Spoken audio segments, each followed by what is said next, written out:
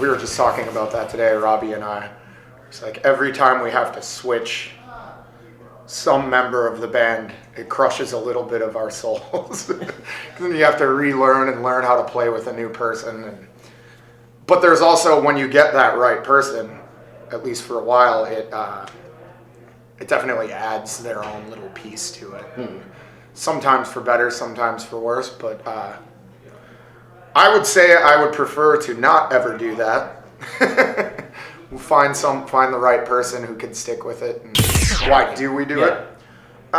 We do it because I've been doing it the longest.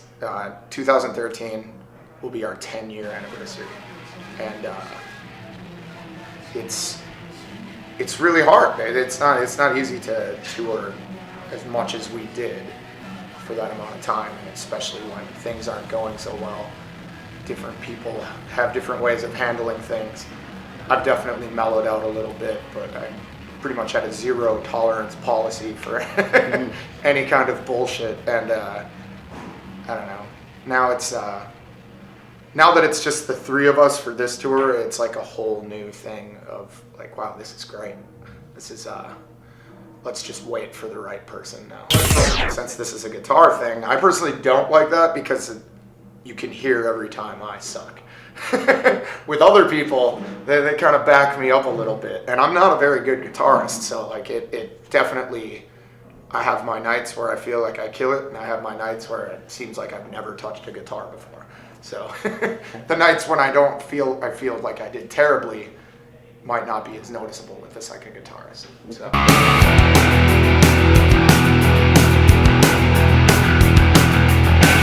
I have two 5150s, Eddie Van Halen 5150s, which I was trying to find out on Craigslist because people are always trying to get rid of them. They don't make them anymore. And I've gotten one in Chicago actually for dirt cheap, and I wire them through an A/B pedal and play them with a little bit of a different setting on each one, which I didn't even know you could do until fairly recently. Because I like I said, I'm barely a guitarist as it is, who somehow managed to get this far doing it. But one of the guys from Boy Sets Fire told me, get an A/B switch and get a delay pedal and send one of them with just a very slight delay. He says it makes it sound full. So I've been doing that lately, and it does sound pretty cool. Yeah. I also have a reverb pedal because 5150s don't have a reverb setting. And I learned in Europe when we first started doing the three-piece that if you put the reverb all the way up, it just sounds like noise. And I like that. So.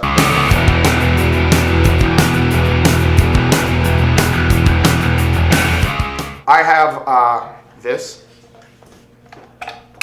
Gibson SG. It was given to me by a super rich guy that lives in Denver that sometimes plays with us. He said he needed to get rid of it because it was taking up too much space in his mansion. And that's actually the first guitar that I've owned since being in this band. Robbie had an SG that I had borrowed for years and years and years, and on a flight home from Europe, it snapped in half. So he made me retire the guitar and get my own. So luckily, someone gave me this. I also have a Les Paul that was also a gift, but I've been playing SGs since I learned how to play, and I don't know if anyone's ever switched between the two. They're weighted very differently, and they feel weird to me. I'm sure I would get used to it, but also the switch, the pickup switch, I constantly hit when I play because I'm such a mess. So I prefer to play any kind of SG that I can.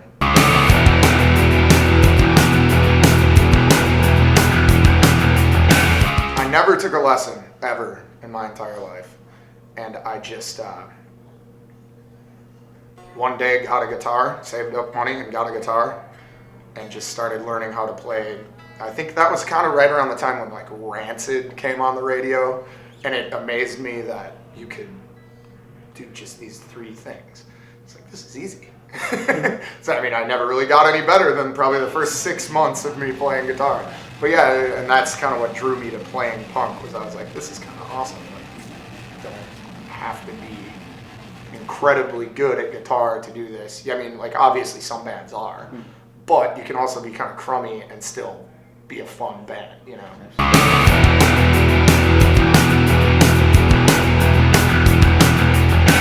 We have certain songs that tie together really well, and then we try and melt the songs together. And then every night, just to keep it fresh, we're just like, hey, we haven't done this in a while. We try and have a list of all the songs, which usually, like, we had one for this tour and it was lost immediately. So we do the same sort of set for certain legs of tours. Like, if we feel like we're gonna play to people that have seen us or like the same area, we'll switch it up. But for the most part, after this, I mean, we'll sit in here and we'll write a set list. Like, what do you want to play in Chicago? You know, so.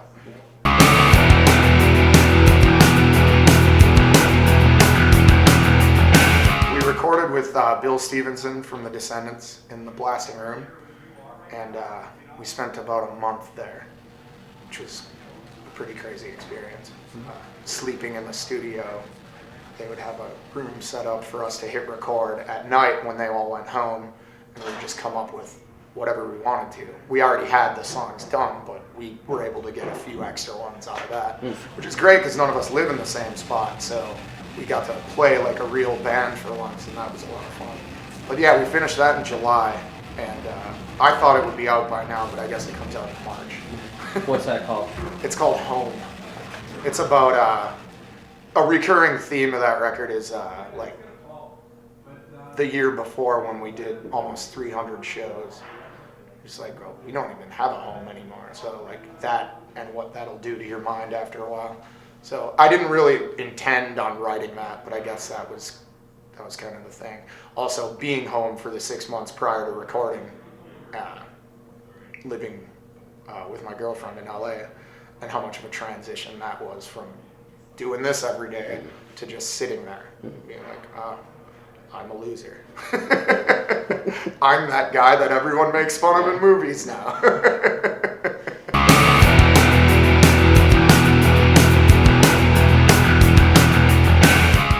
Justin, who played drums on the record, and he and I formed the band 10 years ago. He quit touring a while ago, and he'll go if we go to like Australia or something, and he did that. He came with us to Australia. The good shows. Yeah, he'll go if it's interesting to him, but he's married and has a house, and he's just like, you guys are stupid.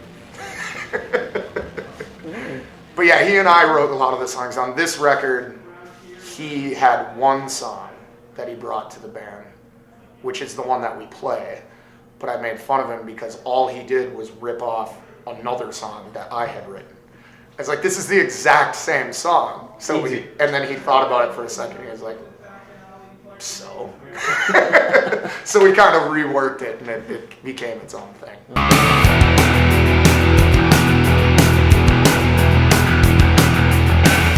Watch Chris Hanna from Propaganda play. He's soloing while singing. Same thing with that band Screaming Females. I don't know if you've ever heard of them. One of the most like amazing guitarists I've ever seen, and she is just wailing solos while singing. Get that out of your head right away, because there's only like a select few people that can really do that. I mean, I still have a hard time doing it, but like I said, I'm not very good.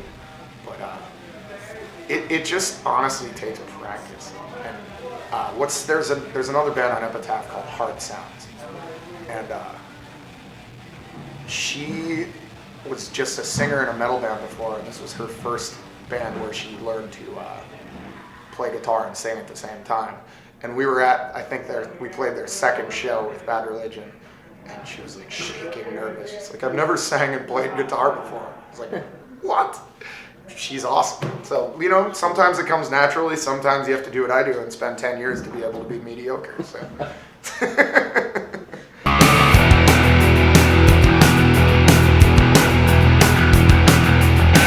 I mean, since this is a guitar thing,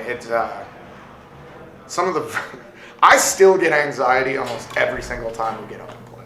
I don't know why. I don't care. I don't care what anyone thinks or whatever, but somehow in my head, I don't want to let anyone down because of me shaking. That's another thing I have, is since I've been a kid, I've been barely able to like hold my hands still, which makes it a little difficult to play guitar. But I think we were on tour with Less Than Jake, because it's a House of Blues show where the curtain goes up. And we were ready, and we were like, all right, here we go. It was like a sold-out show. And the drummer clicked off 4, and we were just supposed to do an open chord ring-out thing to make sure everything worked. 4th hit, nothing happens. So Less Than Jake, like, they're trying to switch out amps. It turned out to be the pickup and the input of the guitar. Little things like that when you're a band like us, we don't have backups. We don't have people to help us do that. If you have one technical problem, it just sucks. So those are my biggest horror stories, of like having no way to get around a technical problem. And it's happened quite a few times. That, or also Dropkick Murphys fans. Sometimes they try to kill you because you're not the Dropkick Murphys. Because in Chicago once, someone threw like I think it was like a 2-pound bolt. It hit me in the ear, but like grazed my ear. And if it would have hit me in the head, I would have gone to the hospital for no reason too. I was just like, they're just up there playing, and someone. Where did they get a bolt? I don't know. And like, what the hell? That's not as bad as when that band Bracket was touring with NoFX in the 90s. Someone threw a knife at the singer. Like just. So I always think about that when someone throws a beer can or something at us. It's like, well, at least it's not a knife.